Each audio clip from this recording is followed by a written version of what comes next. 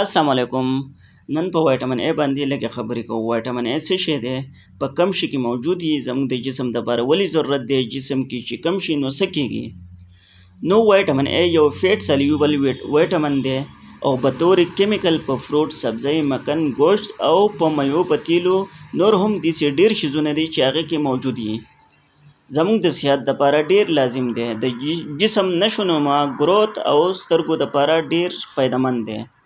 زموږ سترګو د نظر دپاره چې هغه پې هر کس هر ځای وپېژني، هر څوک وپېژني چې دا څوک دی، او خاص قسم رڼا یعنې روشنۍ لیدلو دپاره هم وایټامین ای ډېر اهم دی.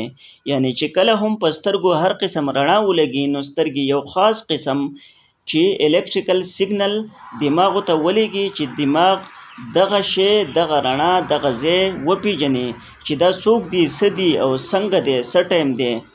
یعنی وایټامین ای زموږ سترګو دپاره ډېر اهم او یو کمیونیکیشن جوړوي د سترګو او د دماغو. او بل چې کله هم سترګې کولاویږي او بندېږي نو دا هم وایټامین ای په وجه کېږي، او سترګې کله هم بندې نه پاتې کېږي. دغسې لنګز یعنې پړپوس او انټسټاین یعنې کولمو دپاره هم ډېر اهم دی چې کله هم مونږ ساه واخلو نو پړپوس کولو شي او بیا واپس خپل ځای ته لاړ شي. دا هم وایټامین ای کمال دی. وایټامین ای یو خاص مقدار یعنی په بچو کې 2000 نه والا 3500 پورې او په سړو کې 5000، ښځو کې 4000 انټرنیشنل یونټ پکاري. او چې کله هم د وایټامین ای ډیر زیات استعمال شروع شي او باډۍ کې ډیر زیات استعمال شي نو دا هم نقصان ده دی.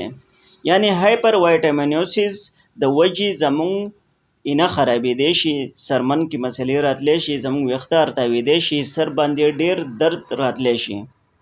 او چې کله هم په جسم کې وایټامین ای کموالی راشي نو د هغې د وجې زیروفتلمیا، نایټ بلایندنس یعنې د شپې به څه نه ویني دا کس، او سډن گروت ان چایلډ په بچو کې چې یو دم زیاتوالی راشي، ویکنس یعنی جسم ډیر کمزوری شي، او ایچنګ یعنی جسم کې خارښ شروع شي، ډرای لیپس شونډې وچیږي.